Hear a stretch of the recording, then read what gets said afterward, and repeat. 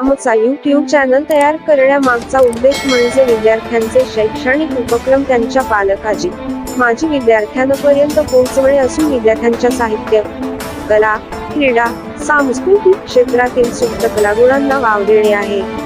परिवर्तनवादी महापुरुषाची जयंती, पुण्यतिथी व महापरिनिर्वाण दिनानिमित्त विद्यार्थ्यांमध्ये वक्तृत्व स्पर्धेचे आयोजन करून समाधीतपणा निर्माण करणे, विविध सांस्कृतिक कार्यक्रमाचे आयोजन करणे हाच आमचा उद्देश असेल.